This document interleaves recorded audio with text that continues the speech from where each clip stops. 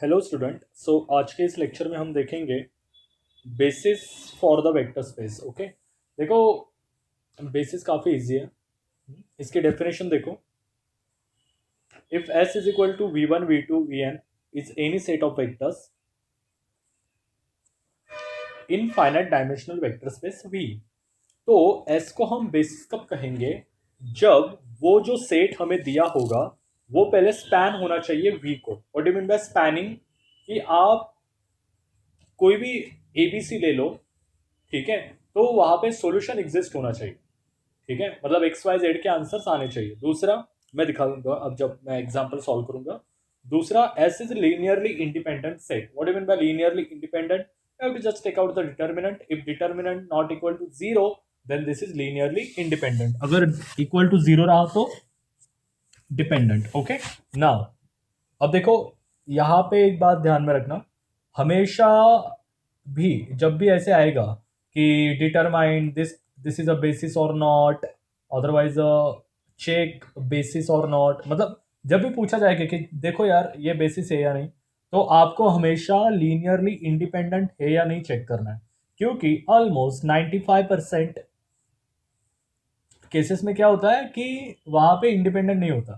ठीक है, एक बार स्पैन हो जाएगा, स्पैनिंग का कोई इशू नहीं होता, लेकिन वो कभी कभी डिपेंडेंट वेक्टर आ जाते तो बेसिस नहीं हो पाता। ओके, सो कभी भी अगर एमसीक्यू में आ जाए कि check whether it is basis और नॉट, तो आपको क्या करना है? Just take out the determinant, जिसका नॉट इक्वल टू जीरो वो रहेगा basis. Okay, let's start the exercise 2.4 का question number 2। Question number 1 is so boring and senseless, क्योंकि वहां पे बोला है कि बस देखो और बताओ क्यों नहीं है। अब देखो और बताओ, अब हम क्या बताएं, अपना अपना तरीका होता है। ठीक है, सो क्वेश्चन नंबर 2 से सॉल्व करेंगे। Determine which of the following set are basis for R3। So these are the two questions. First one, S is equal to 1 2 minus 3, 1 minus 3 2 and 2 minus 1 5। Okay, अब सबसे पहले check करेंगे कि भाई ये linearly independent है या नहीं। ठीक है, so here V1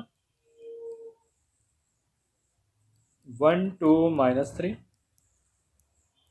V2 1 minus 3 2, V3 2 minus 1 5। Okay, अब स्केलर भी लगेंगे क्योंकि लीनियरली इंडिपेंडेंट दिखाना है ना। तो scalar K1 K2 K3 belongs to such that K1 V1 plus K2 V2 plus K3 V3 equal to zero.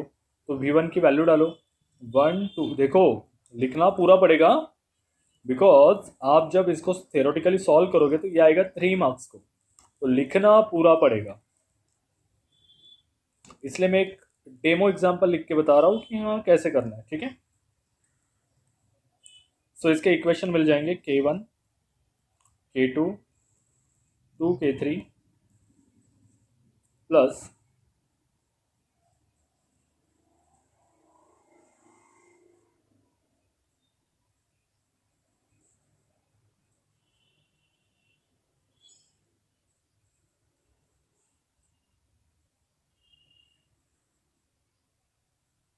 Equal to zero. अब आपको क्या करना है, इसको बस मैट्रिक्स के टर्म में लिखना है। ए इज इक्वल टू सबके कोएफिशिएंट 1 1 2 1 1 2 2 माइनस 3 माइनस 1 माइनस 3 2 5। ठीक है, अब इसका अगर मैं डिटर्मिनेंट ले लूँ तो मुझे डिटर्मिनेंट मिलेगा -30। हाँ, ये आप डायरेक्ट कर सकते हो बिकॉज आपके पास होगी कैल्सी। So not equal to zero, therefore set S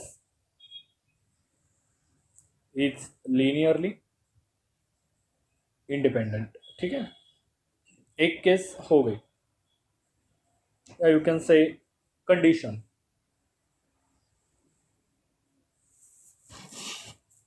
Now we show that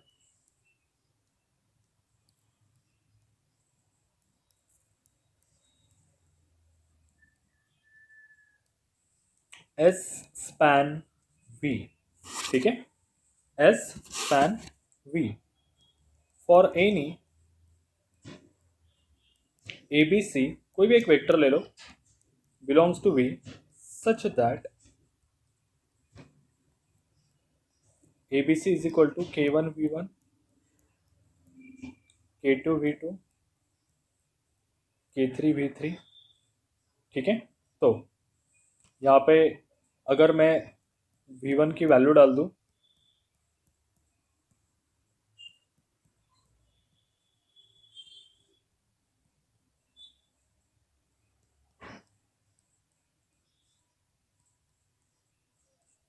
okay, अब यहाँ से इक्वेशन क्या मिलेगा,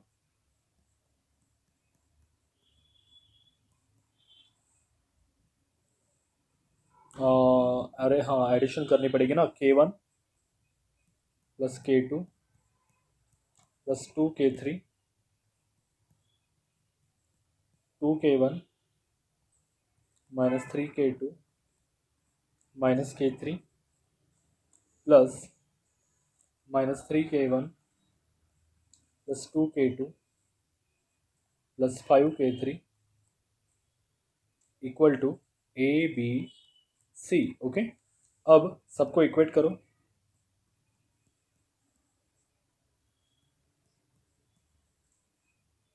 इस A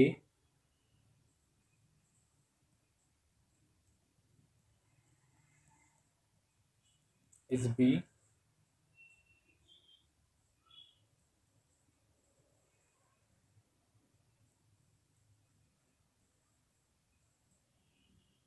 इस C। ओके, अब यहाँ पे इसको भी फिर से क्या करो, मैट्रिक्स फॉर्मेट में लिखो, तो क्या हो जाएगा, whenever you write in augmented format में लिखो तो आपको मिलेगा लाइक दैट। अगुमेंटेड पता है ना, सब एक साथ,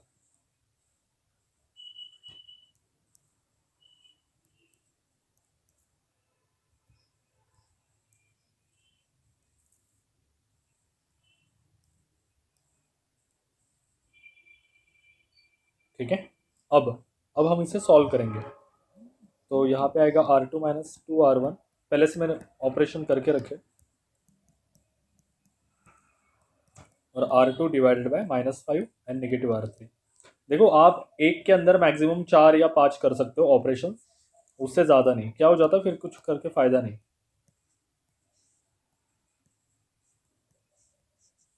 यहाँ पे आएगा A B minus 2A upon 5 C plus 3A, दूसरा R3 minus 5R2 and R3 divided by 6, तो आपको मिलेगा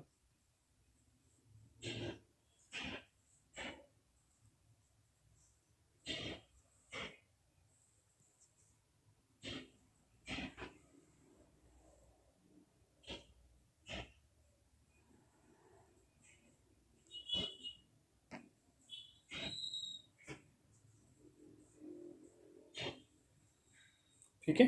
अब देखो, ये तो कॉमन सेंस से धड़धड़ित दिख रहा है कि सबको सॉल्यूशन एग्जिस्ट है, क्योंकि rank of A is nothing but rank of augmented matrix A by B.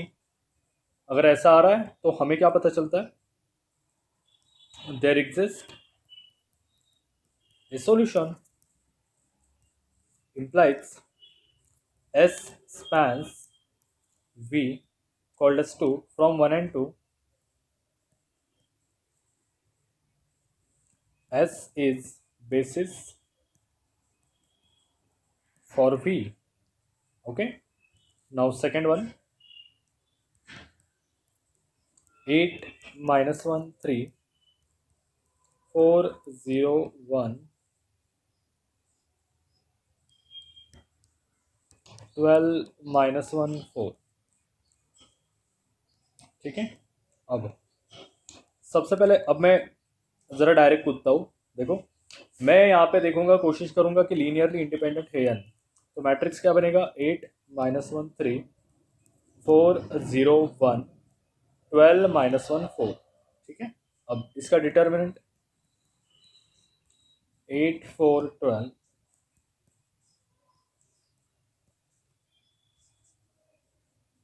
देखो इसका डिटर्मिनेंट आता है 0, therefore S is not linearly independent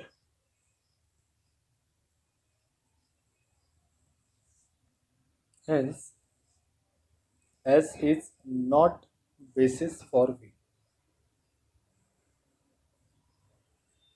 ठीक है। सो देखो स्टूडेंट, इस तरीके से हमने ये वाला क्वेश्चन सीख लिया। In next lecture we will continue with some polynomial function. Okay, तब तक के लिए अपना ख्याल रखना।